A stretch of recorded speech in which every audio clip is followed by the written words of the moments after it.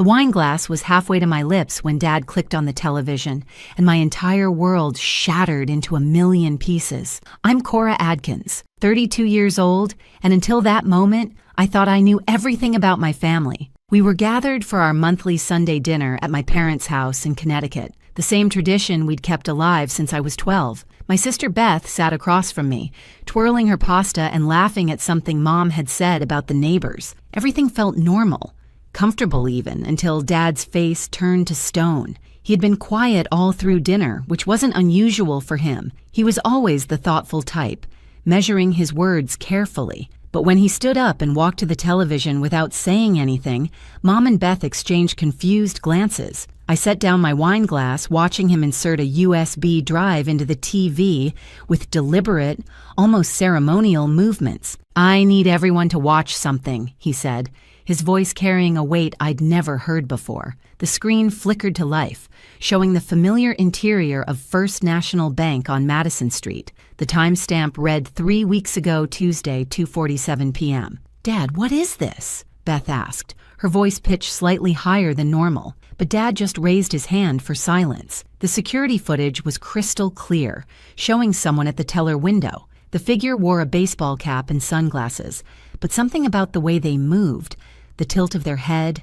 the gesture of tucking hair behind their ear, made my stomach drop. The teller counted out stack after stack of $100 bills. "That's our family emergency fund," Dad said quietly. $200,000, built up over 30 years. Your grandmother's life insurance, my bonuses, everything we saved for real catastrophe. He turned to look directly at me. "The account only you were supposed to have access to, Cora. The one you promised to protect." The person on screen turned slightly, adjusting their sunglasses, and in that moment, I saw it clearly. The birthmark on the neck, the way they favored their left hand, the nervous habit of touching their earlobe. My eyes shot to Beth, who had gone completely white, her wine glass slipping from her fingers and shattering on the hardwood floor. I started to say, but the words died in my throat, because the person on that screen looked exactly like me. Same height, same build, even wearing the jacket Beth had borrowed from my closet last month. But I knew with absolute certainty that I had never been to that bank, never touched that money. Mom stood up so fast her chair toppled backward. "Robert, what are you saying? What is this?" Dad's eyes never left mine. "I'm saying someone stole our entire emergency fund. Someone who knew about it, knew the account details, knew Cora's information." He paused, and in that pause, I heard it. Sirens getting closer. "I'm saying we've been betrayed by family." Beth's hands were shaking as she bent to pick up the glass shards. "Dad, there has to be an explanation. Maybe it's not what it looks like." "It's exactly what it looks like," he said, pulling out his phone to show bank statements. 23 withdrawals over 3 weeks. Different branches, different times, but always just under the reporting limit. Professional, calculated. The doorbell rang, followed immediately by firm knocking. "Police, we need to speak with Cora Adkins." My legs felt like water. This wasn't just about money. This was about trust, about family, about everything I thought I knew crumbling around me. As I walked to the door, I caught Beth's reflection in the hallway mirror. The look on her face wasn't shock or confusion. It was guilt, pure and undeniable. "Beth," I whispered, turning back to her. "What did you do?" 3 weeks before that horrible Sunday dinner, life had seemed perfect. I'd just gotten promoted to senior accountant at Morrison & Associates. Mom had recovered fully from her hip surgery, and Beth had announced she was finally going back to school to finish her nursing degree. We were the Adkins family, stable, successful, supportive of each other no matter what. The emergency fund had been Dad's idea after Grandma Rose passed away 5 years ago. She'd left a substantial life insurance policy, and Dad, ever the pragmatist, insisted we keep it as a family safety net. "You never know when disaster might strike," he'd said, entrusting me with the account access because of my financial background. It was supposed to be our shield against catastrophe, medical emergencies, house fires, the kind of life-altering events you pray never happen. I should have noticed the signs earlier. Beth had been acting strange for about 2 months, but I'd attributed it to stress about going back to school. She'd started working extra shifts at the restaurant, claiming she needed money for textbooks, When she showed up with a new designer handbag, she said it was a gift from her boyfriend Marcus. When her car suddenly had expensive new rims, she laughed it off as Marcus spoiling her again. Marcus. Even thinking his name now makes my skin crawl. He'd appeared in Beth's life 6 months ago like some kind of romantic movie hero. Charming, successful, always picking up the check, always having the right words. He claimed to be in real estate development. Drove a black Mercedes, wore expensive watches. Mom loved him. Dad was skeptical, but polite. I was somewhere in between, wanting to be happy for Beth, but feeling something was off. The first real red flag came when Beth asked me about the emergency fund over coffee one morning. Just curious, she'd said, stirring sugar into her latte. How does Dad access that account? Like, what if something happened to you? I'd explained that I was the only authorized user, that it required my ID, my signature, my presence. She'd nodded thoughtfully, then changed the subject to Marcus's upcoming business trip to Miami. Looking back, I realized she was gathering information piece by piece. Then came the day she borrowed my jacket. It was raining, she was running late for work, and her coat was at Marcus's apartment. Such a small thing, letting your sister borrow clothes. She returned it the next day, apologizing profusely for getting it wet. I hadn't thought twice about it until I saw that security footage. What I didn't know then was that Dad had already started his investigation. Being a retired bank manager has its advantages. He still had friends in the system, people who'd alert him to unusual activity. When the first large withdrawal hit, a former colleague called him immediately. Dad didn't want to believe it at first. Couldn't imagine either of his daughters would betray the family like that. So he'd started watching, gathering evidence, pulling security footage through his connections. He'd tracked every withdrawal, mapped out the pattern, noticed how the person always chose branches where the staff didn't know our family. He'd watched his own daughter, though he didn't know which one, systematically drain our safety net. The sophistication of it should have been my clue. Beth was smart, but she wasn't financially savvy. She could barely balance her own checkbook, always asking me for help with her taxes. This plan, with its carefully structured withdrawals just under federal reporting limits, its use of multiple branches, its timing to avoid pattern detection, this was someone else's design. Dad later told me he'd spent those 3 weeks in agony, trying to figure out which daughter had betrayed him. He'd tested us both in subtle ways. When he mentioned considering moving the fund to a different bank, I'd agreed it might be wise to diversify. Beth had gone pale and quickly changed the subject. When he'd casually mentioned that banks were upgrading their security systems to use biometric scanning, I'd been interested in the technology. Beth had excused herself to the bathroom and stayed there for 15 minutes. The police officers stood in our doorway like harbingers of doom, their expressions professionally neutral, but their eyes alert, taking in every detail of our family drama. Officer Patricia Brennan, a woman about Mom's age with kind eyes that missed nothing, asked if they could come in. Behind her, a younger officer held a tablet and a folder thick with documents. "Miss Adkins," Officer Brennan addressed me directly, "we need to ask you about some unusual activity on a bank account registered under your name." Dad stepped forward. "I'm the one who called you, Robert Adkins. The account in question is our family emergency fund, and I have evidence of theft." The officers exchanged glances. This wasn't what they'd expected. Usually, the account holder was the victim, not a suspect. Officer Brennan asked us all to sit down, and what followed was the most excruciating hour of my life. They laid out the evidence methodically, 23 withdrawals totaling $200,000. Each withdrawal was captured on security cameras, the person always wearing my clothes or similar outfits, always careful to keep their face partially obscured, but not enough to avoid identification. They had copies of the withdrawal slips, each bearing what looked like my signature. "I've never seen these before," I said, my voice shaking as I examined the signatures. They were close to mine, very close, but something was off. The way the C in Cora curved, the pressure on the downstroke of the A. Someone had practiced my signature but hadn't quite perfected it. Beth hadn't said a word since the officers arrived. She sat curled into the corner of the couch, arms wrapped around her knees, looking smaller than I'd ever seen her. When Officer Brennan asked her if she knew anything about the withdrawals, she just shook her head, unable to meet anyone's eyes. The thing is, Officer Brennan continued, the banks have been upgrading their systems. The newer branches have better cameras, different angles. She pulled out her tablet, swiped to a new video. This footage is from First National's downtown branch, recorded last Monday. The video was HD quality, showing the person at the teller from a side angle the customer couldn't see. As they handed over the withdrawal slip, their sleeve rode up, revealing a tattoo on the inner wrist. A small butterfly with the initials BMA worked into the wing pattern, Beth Marie Adkins.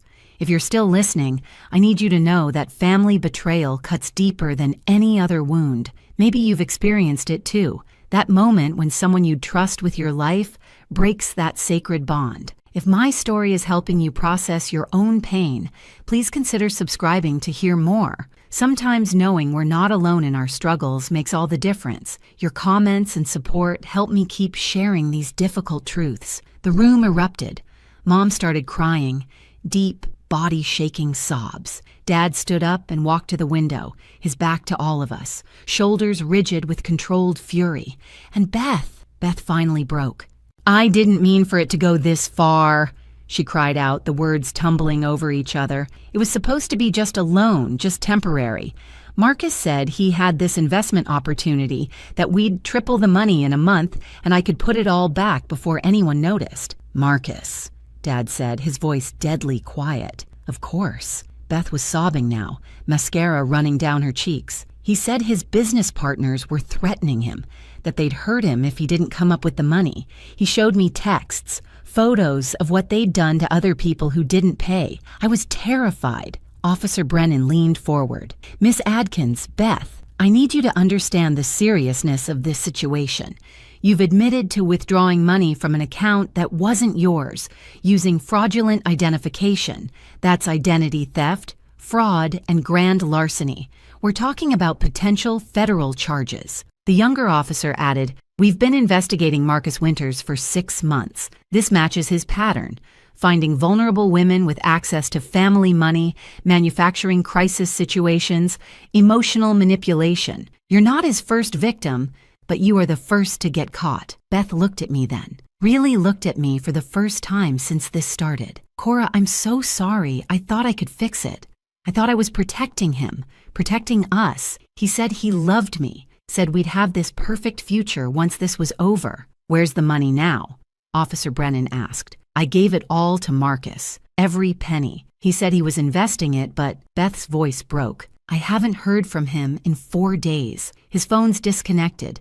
His apartment's empty. I went by yesterday and the landlord said he'd moved out in the middle of the night." The investigation that followed revealed a web of deception that went far deeper than any of us imagined. Officer Brennan, it turned out, had been building a case against Marcus Winters, whose real name was Mitchell Wierenski, for over a year. Beth wasn't his first victim, not even his third. She was number 7 in a string of what the FBI called romance fraud schemes that had netted him over $2 million across 5 states. As we sat in the police station the next morning, Officer Brennan laid out the full scope of Marcus's operation. He had a team, a woman who helped him scout victims through social media, a tech guy who created fake investment portfolios and business credentials, even a makeup artist who'd helped Beth disguise herself as me for the bank cameras. "The birthmark," I said suddenly, remembering the security footage. "I have a birthmark on my neck. How did they..." Beth's face crumbled. "Marcus had his friend do it. Said it was for a costume party that he wanted to surprise you with how much I could look like you. I was so stupid." The technical sophistication was staggering. They'd gathered information about me for months, my schedule, my habits, even my banking passwords through a keylogger Marcus had installed on Beth's laptop when she'd borrowed mine for homework. They knew I worked late on Tuesdays and Thursdays, that I never checked my bank statements mid-month, that I had a standing lunch date with Mom on Wednesdays that would keep me away from downtown during peak banking hours. But the most chilling revelation came when Officer Brennan showed us messages from Marcus's phone, which they'd recovered from a burner found in his abandoned apartment. The texts showed he'd been planning this from the moment he'd met Beth at that charity fundraiser 6 months ago. He'd known about our family's money before their first date. He'd researched us, found out about Grandma Rose's insurance policy through public probate records, identified Beth as the weak link through her social media posts about feeling inadequate next to her successful older sister. "I need to show you something," Beth said quietly, pulling out her phone with trembling hands. "I recorded some of our conversations. At first, it was because I wanted to replay them, to hear him say he loved me. But later I started feeling like something was wrong." She played a voice recording from 3 weeks ago. Marcus's smooth voice filled the room. "Baby, your sister won't even notice. She's got her big promotion, her perfect life. This is our chance to level the playing field. Don't you deserve to be happy too? Don't you deserve what she has?" Another recording from 2 weeks ago. "If you don't do this, they'll kill me, Beth. Is that what you want? You want to explain to your family how you let me die because you wouldn't help? Because you cared more about their money than my life?" And the last one, recorded just 5 days ago. "Stop calling me. It's done. You did great, baby. Give me a few more days to flip the investment and we'll be set. Trust me. Have I ever lied to you?" Dad's knuckles were white as he gripped the edge of the table. He studied us. He found our weakness and exploited it. Officer Brennan nodded. That's his pattern. He finds families with money, identifies the most emotionally vulnerable member, usually someone who feels overshadowed or underappreciated, and builds an elaborate fantasy around them. The crisis is always manufactured. The threat's always fake. But by the time victims realize it, the money's gone. "But we can get it back, right?" Mom asked desperately. "If you catch him." The silence that followed told us everything.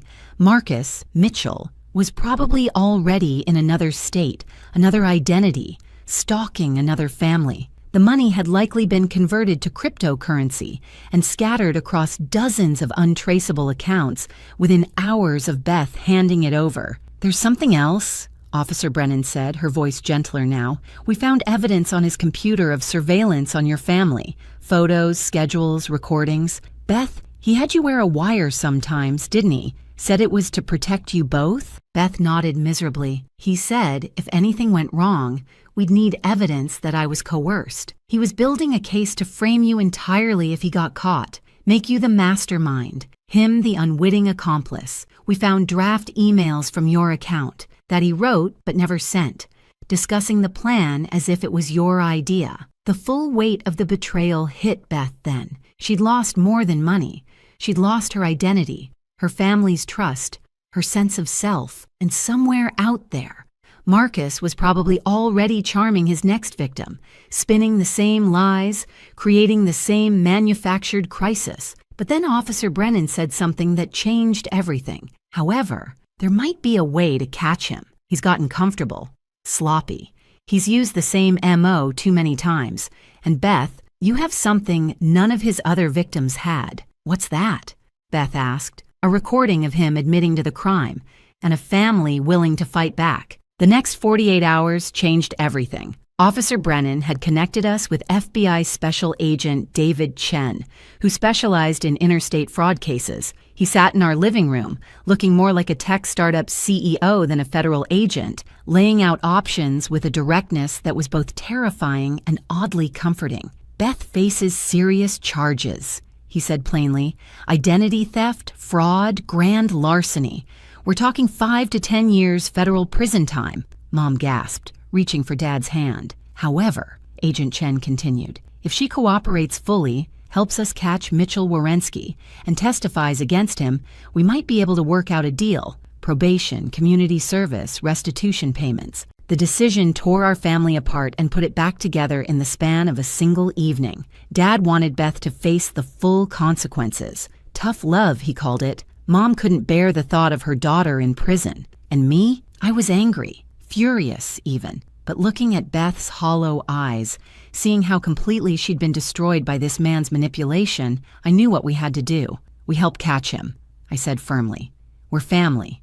We fix this together." That's when Agent Chen revealed something that made my blood run cold. They'd been monitoring Marcus's patterns, and he was already working a new target. A widow in Philadelphia named Sandra Morrison, whose husband had left her a $3 million life insurance policy. He'd met her at a grief support group just 2 weeks ago, already playing the role of a caring, wounded soul who understood her pain. "We can't let him do this to someone else," Beth said, her voice stronger than it had been in days. "I'll do whatever it takes." The plan was ambitious. Marcus had made one crucial mistake. He'd given Beth an emergency contact number, a phone he claimed was for absolute emergencies only. The FBI traced it to a burner phone that was still active, though he rarely turned it on. But when he did, usually once every 3 days for about 10 minutes, he checked messages. Beth would send him a message that would make him come back, not asking him to return, which would raise suspicions, but warning him that she was about to be arrested and might have to tell the police everything. She'd say she'd hidden some of the money, keeping it as insurance, and she needed to give it to him before the cops found it. "He'll know it's a trap," Beth worried. "No," Agent Chen said. "He'll think you're panicking, making stupid decisions. That's what he expects from you. To be weak, frightened, dependent on him. We're going to use his arrogance against him." I spent hours coaching Beth on what to say, how to sound desperate but not suspicious. We practiced until her voice carried just the right amount of fear and devotion. Meanwhile, the FBI was setting up surveillance at 3 possible meeting spots, places Marcus had taken Beth before, locations he'd feel safe. The message Beth finally sent was perfect in its simplicity. "They know about the money. Dad hired investigators, found a bank I didn't tell you about, put $50K there just in case. Can't let them find it. Please, one last time. Garden Street parking garage, level 3, tomorrow 8 p.m. If you ever love me, please. After this, I'll never contact you again. They're arresting me Thursday." We waited. 1 hour, 2, 6. Then, at hour 7, 3 dots appeared on Beth's phone. He was typing. The message came through, "You stupid girl, 8 p.m. That night, none of us slept. Beth sat at the kitchen table staring at her phone, while Mom made cup after cup of tea that no one drank. Dad cleaned his already spotless garage, needing something to do with his hands. And I found myself in Beth's room, looking at photos of us as kids, remembering when we were just sisters who fought over toys and shared secrets, before money and men complicated everything.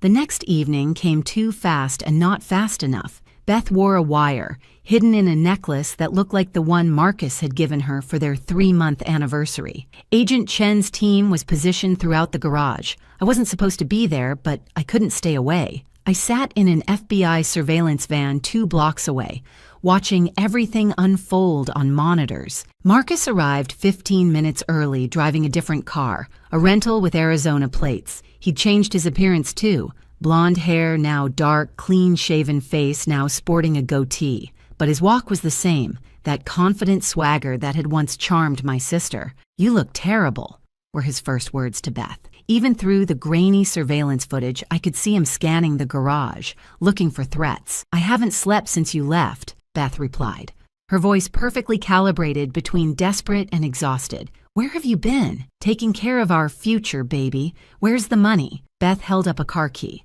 "Locker 237, 2 levels down." But Mitchell, she used his real name deliberately, watched him flinch. "I know about Philadelphia, about Sandra Morrison." His face changed then, the mask slipping. "You don't know anything. I know everything. The FBI came to me, showed me files on 6 other women, but I didn't tell them anything. I protected you, just like always." He stepped closer, and for a moment I thought he might hurt her. Agent Chen's team tensed, ready to move. But then Marcus did something unexpected. He laughed. "You really are pathetic, aren't you? You think this is love? This was business, Beth. You were a mark, a easy score with daddy issues and an inferiority complex I could exploit." "I know," Beth said quietly. "I've known for a while, but I loved you anyway. That's why I'm giving you this chance to run. Take the money and go. Don't come back." He grabbed the key from her hand. "Finally, something smart from you." As he turned to leave, Beth said the code phrase that would signal the FBI to move. "I hope you find peace." The arrest was swift and decisive. Marcus tried to run but found every exit blocked. He dropped to his knees in the middle of the garage, and in that moment all his confidence evaporated. He looked like what he was, a small, desperate con man who'd finally run out of cons. The full scope of Marcus's operation unraveled over the following weeks like a cheap sweater. With his laptop seized and his network exposed, the FBI uncovered a massive fraud ring spanning 7 states. But the real shock came when they found his trophy files, detailed records of every con, every victim, every dollar stolen, like a serial killer, keeping souvenirs. Beth's case was file number 43. Agent Chen let us review parts of Marcus's notes about our family, though Mom couldn't bear to look. His initial assessment of Beth was clinical, cruel. Subject is 29, underemployed, living in sister's shadow. Parents clearly favor older daughter. Strong candidate for emotional manipulation. Estimated take 150, 300 KI based on probate records. But as the weeks had progressed, his notes changed. Beth had been more resistant than expected, asking questions, wanting to meet his business partners, suggesting alternatives to taking the family money. He'd had to escalate his tactics, introduce the threat narrative earlier than planned, even involve his team to make the threats seem real. You fought him more than you realized, Agent Chen told Beth. Most victims gave in within 6 weeks. You held out for 3 months. He had to work for this one. The FBI had set up a brilliant sting operation.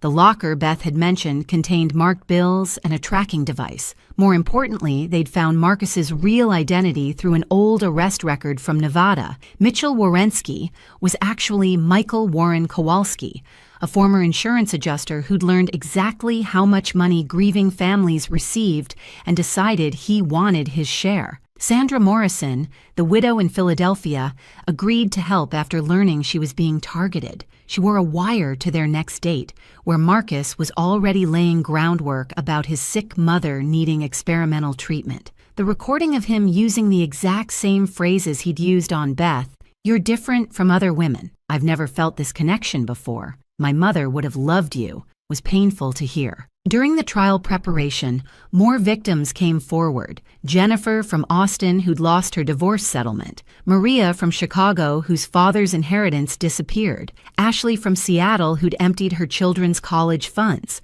Each woman told the same story. A charming man who understood their pain, a crisis that needed immediate action, money that vanished along with him. But the most dramatic moment came when Marcus's partner, the woman who'd helped scout victims, flipped on him for immunity. Diane Frost was a former actress who'd met Marcus when he'd conned her dying grandmother. Instead of turning him in, she joined him, becoming his scout and sometime accomplice. She provided receipts, recordings, even videos of Marcus laughing about his stupid marks and planning his next score.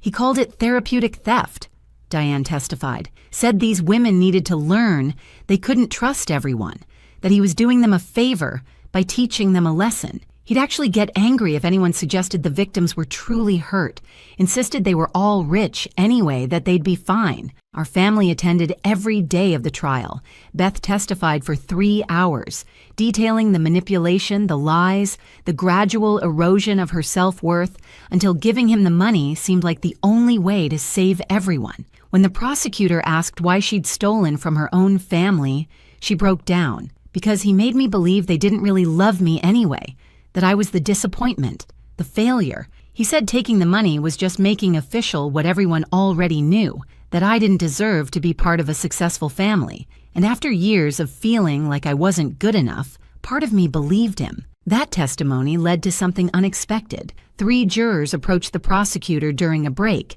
sharing their own stories of family members who'd been conned by romance scammers. The prosecutor later told us it was the first time she'd seen jurors cry during a fraud case. Marcus was convicted on all counts: wire fraud, identity theft, conspiracy, money laundering. The judge, a stern woman who'd seen every type of criminal in her 30-year career, had harsh words during sentencing. "Mr. Kowalski, you didn't just steal money. You stole trust, love, hope. You identified vulnerable people and exploited their deepest insecurities.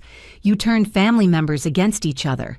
This court sentences you to 25 years federal prison, with no possibility of early release." As they led him away, Marcus turned to look at Beth one last time. I expected to see hatred or anger in his eyes. Instead, there was nothing, just the empty stare of a man who'd never felt a genuine emotion in his life. The months following Marcus's conviction were harder than the trial itself. The adrenaline of catching him had worn off, leaving us to face the wreckage he'd left behind. $200,000 doesn't just disappear without consequences. Dad had to come out of retirement, taking a consulting position at his old bank. At 65, he was working 50-hour weeks again, his dreams of traveling with Mom indefinitely postponed. Mom sold her beloved grandmother's jewelry collection, pieces she'd planned to pass down to Beth and me. The house needed a new roof that year. That fund was gone. Mom's planned knee surgery, postponed indefinitely.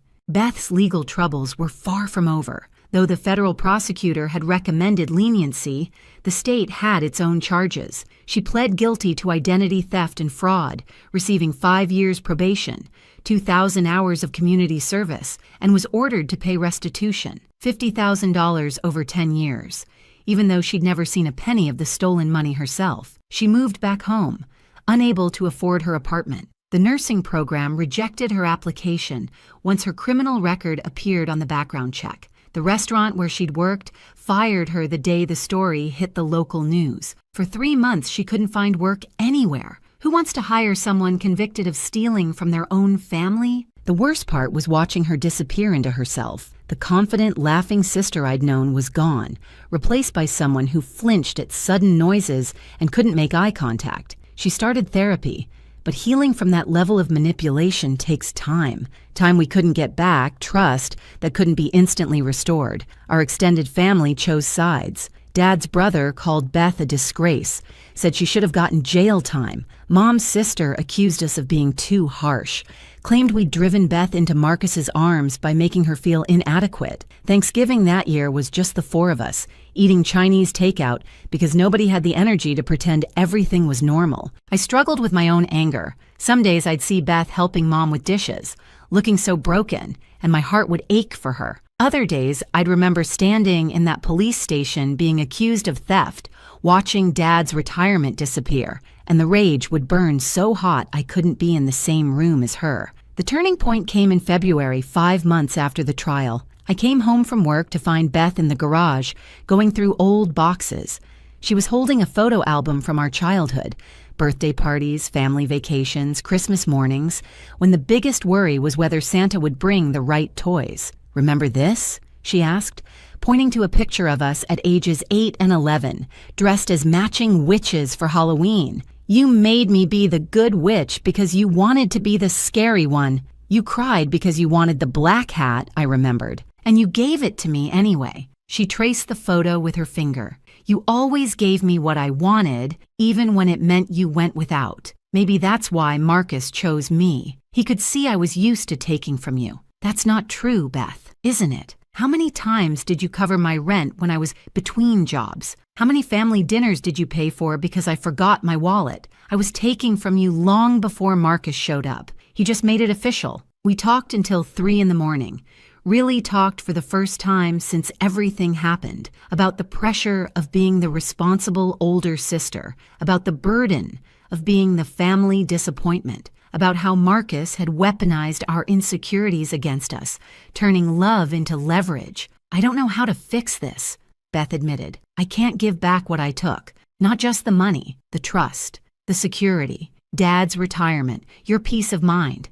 How do I make restitution for that?" I didn't have an answer then, but over the following weeks, Beth found her own way. She took a job at a crisis hotline, specifically working with fraud victims. She couldn't use her real name, of course, but under the alias Sarah, she spent nights talking to people who'd lost everything to scammers, using her experience to help them understand they weren't stupid or weak, just human. She started attending fraud victim support groups, first as a participant, then as a speaker. Her story, our story, became a cautionary tale that saved others. 3 women came forward saying Beth's testimony had given them the courage to report their own romance scammers. An elderly man said her speech helped him recognize the warning signs when a grandson called needing emergency money. One evening, I found her writing letters, dozens of them, all addressed to Marcus's other victims. "They deserve to know someone understands," she explained, "that someone else fell for the same lies, believed the same promises. They need to know it wasn't their fault." Some victims wrote back, Jennifer from Austin said Beth's letter was the first time she'd felt understood since losing her money. Maria from Chicago shared that she'd attempted suicide after Marcus disappeared, but Beth's words reminded her that surviving was its own form of victory. It's been 18 months now since Dad turned on that television and our world imploded. 18 months of therapy, family counseling, legal battles, and slow, painful healing. We're not the same family we were before. We never will be. But maybe that's not entirely a bad thing. The financial recovery has been gradual. The FBI recovered exactly $0 of our stolen money, but the Victims' Compensation Fund eventually paid out $30,000. Dad's consulting work has been extended for another 2 years, and he's discovered he actually enjoys mentoring young bankers. Mom started selling her quilts online, turning a hobby into a small but steady income stream. Every dollar helps. Beth lives in a small studio apartment now, 5 blocks from our parents' house. She works full-time at a nonprofit that helps fraud victims navigate the legal system, making barely above minimum wage, but finding purpose in the work. In the evenings, she studies for her paralegal certification online, determined to understand the law that both prosecuted and protected her. She's paid back $12,000 so far, every payment accompanied by a handwritten note to Dad, detailing how many hours she worked for that money. Dad saves every note in a folder marked Redemption, though he thinks we don't know about it. Our relationship is complicated but real. We have coffee every Saturday morning, a new tradition that started as court-ordered family therapy homework and evolved into something we both need. Some Saturdays, we laugh about old memories. Others, we sit in silence, the weight of everything between us. But we show up. That's what matters. The surprise revelation came 6 months ago when Dad finally admitted he'd known more than he'd let on. He'd actually discovered the theft 2 weeks before that Sunday dinner, but had spent that time investigating, making sure he had the complete picture before confronting us. "I needed to know if you were in on it together," he admitted to me one evening. "If both my daughters had conspired against me, those were the worst 2 weeks of my life, suspecting you both, trusting neither. Why didn't you just ask me? Because if you were involved, you'd lie. And if you weren't, you'd try to protect Beth." I needed the truth more than I needed comfort. He'd also done something else during those 2 weeks, hidden away $50,000 from another account, moving it somewhere even I didn't have access to. Insurance, he called it. I learned my lesson about keeping all our eggs in one basket. That hidden money became the down payment on keeping our family home when Mom's medical bills started piling up. Dad's foresight, born from paranoia and pain, ended up saving us from complete financial ruin. The most unexpected development came last month. Sandra Morrison, the widow Marcus had been targeting when we caught him, reached out to our family. She'd followed the trial, watched Beth testify, and been moved by our story. As a therapist specializing in trauma recovery, she offered to counsel Beth pro bono. "Survivors helping survivors," she called it. "Your daughter's bravery saved me from losing everything. This is how I pay it forward." Their sessions have transformed Beth in ways our family therapy never could. There's something about talking to someone who was almost in your shoes, who Marcus had marked as his next victim, that creates a unique understanding. Sandra doesn't minimize what Beth did, but she also doesn't let her drown in shame. "Shame keeps you stuck," I overheard Sandra telling Beth once. "Guilt can motivate change, but shame just paralyzes. You're not a bad person who did a bad thing. You're a person who made terrible choices under extraordinary manipulation. Now you get to choose who you become next." Last week, something remarkable happened. A young woman called the Fraud Victim Hotline where Beth volunteers, crying about a boyfriend who needed money for his mother's cancer treatment. Beth recognized the pattern immediately. The urgency, the emotional manipulation, the isolation from family who wouldn't understand. Beth spent 3 hours on the phone with her, gently walking her through the red flags, sharing her own story, helping her see the truth. The next day, the woman called back. She'd confronted the boyfriend, who'd immediately disappeared. Her family's savings, $40,000, were safe. "You saved them," Beth's supervisor told her. "Your story, your pain, saved an entire family from going through what yours did." Beth called me crying after that shift, the first happy tears I'd seen from her in 2 years. Maybe this is why it happened to me, she said, so I could stop it from happening to others. I don't believe everything happens for a reason. That's too neat, too clean for the mess Marcus left behind. But I do believe we can create meaning from our pain, purpose from our mistakes. Beth made a terrible decision that cost our family everything, but she's spending every day trying to balance that ledger, one saved family at a time. The money's gone. We've accepted that. Dad will work until he's 70. Mom's traveling dreams are reduced to day trips. My own savings were depleted covering family expenses during the worst months. But we're still here, still a family, still showing up for each other even when it's hard, especially when it's hard. Marcus is serving his 25 years in federal prison. He's tried to appeal twice, both times denied. Diane Frost, his accomplice, served 6 months and now works with the FBI to identify romance scammers. She sent Beth a letter once, apologizing for her role, explaining how Marcus had destroyed her life too before recruiting her. Beth never responded, but she kept the letter. Evidence that monsters can reform, she called it. The truth about trust is that once broken, it's never quite the same when repaired. It's like a vase that's been shattered and glued back together, functional, possibly even beautiful, but you can always see the cracks if you look closely enough. Our family is that vase now, held together by forgiveness and determination rather than naive faith. But here's what I've learned. Sometimes the repaired version is stronger than the original. We don't trust blindly anymore. We ask questions, verify stories, protect ourselves while still choosing to love. Beth says she'll never trust another romantic partner the way she trusted Marcus. And maybe that's not a bad thing. That kind of blind trust is dangerous.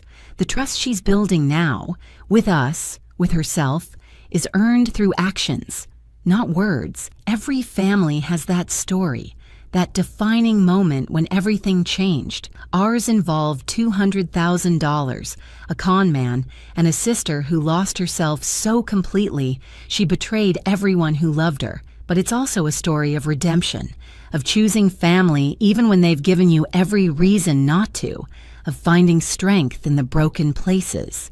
If you've made it this far in our story, you understand that family isn't just about blood or happy memories. It's about showing up when showing up is the hardest thing in the world. It's about forgiveness that doesn't erase the past, but makes room for a future. It's about learning that love and trust aren't the same thing, and you can have one while rebuilding the other. The emergency fund is gone, spent on a lesson we never wanted to learn. But we're still here, still fighting, still choosing each other every day. And maybe, in the end, that's worth more than any amount of money. Beth volunteers 4 nights a week now, has saved 7 families from scammers and counting. She'll never replace the $200,000, but she's protecting millions in other people's money. She calls it her penance. I call it her purpose. Last Sunday, we had our monthly family dinner again. Beth made her famous lasagna, Dad opened a bottle of wine he'd been saving, and Mom told embarrassing stories from our childhood. For a few hours, we were just a normal family, one that happened to have an extraordinary story of loss and redemption. As Beth was leaving, she hugged me and whispered, "Thank you for not giving up on me." I hugged her back, tighter than I had in years. That's what family does, and that's the truth. Not the Facebook perfect version of family, but the real, messy, complicated truth. We show up, we forgive, we rebuild, and we never, ever let each other fall alone again. The Adkins Family Emergency Fund is being rebuilt now. $10 here, $20 there. It'll take years to get back to where we were. But this time, it's in 3 different banks with 2 signatures required and regular audits. We learned our lesson the hardest way possible. Trust, but verify. Love, but protect yourself. And when family fails you, when they break your heart and empty your accounts and shatter your faith in humanity, you have a choice. You can let it destroy you, or you can let it transform you. We chose transformation. Every single day, we choose it again.